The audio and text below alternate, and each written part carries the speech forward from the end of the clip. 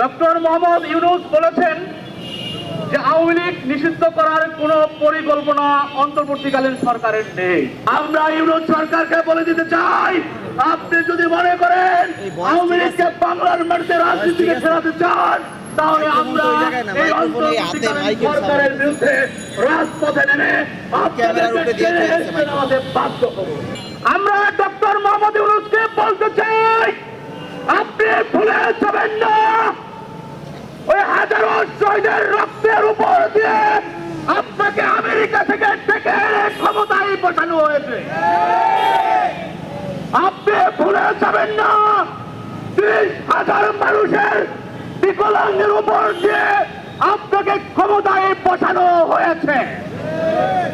ওই 5 আগস্টেই আওয়ামী লীগ এদেশ থেকে এদেশের রাজনীতির চ্যাপ্টার থেকে ক্লোজ হয়ে গেছে। এদেশের জনগণ বাংলাদেশের মাটিতে আওয়ামী লীগের রাজনীতি আর দেখতে চায় না।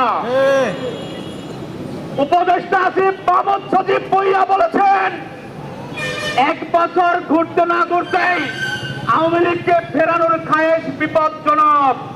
আমরা ওই আসিফকে বলতে চাই, আপনি কোথায় থেকে কথা বলছেন? আপনি তো ক্ষমতার সিংহাসনে বসে আপনি এই সরকারের বিরোধিতা করছেন।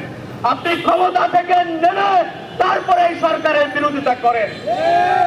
আমরা স্পষ্ট করে বলে দিতে চাই, এই আওয়ামী লীগ কেন নিষিদ্ধ হবে না? গত 15.5 বছরে হাজার হাজার মানুষকে ক্রস ফায়ার দিয়েছে, হাজার হাজার মানুষকে এনকাউন্টার দিয়েছে। কেন এই আওয়ামী লীগ নিষিদ্ধ হবে না? গত 15.5 বছরে প্রায় 18.5 লক্ষ কোটি টাকা বিদেশে পাচার করা হয়েছে। এগুলো কাদের টাকা? এগুলো এদেশের জনগণের ব্যাড ট্যাক্সের টাকা। সুতরাং আওয়ামী লীগের নিষিদ্ধ করা, আওয়ামী লীগের রাজনীতি করার অধিকার এই দেশের মাটিতে থাকতে পারে না। আমরা দেখেছি 2024 সালের জুলাই আগস্ট অভ্যুত্থানে হাজার হাজার মানুষকে হত্যা করা হয়েছে, 30,000 মানুষকে বিকলাঙ্গ করা হয়েছে। এরপরেও যদি কেউ মনে করে এই আওয়ামী লীগের রাজনীতি করার অধিকার বাংলার মাটিতে আছে, তাহলে সে বোকার স্বর্গে বসবাস করছে।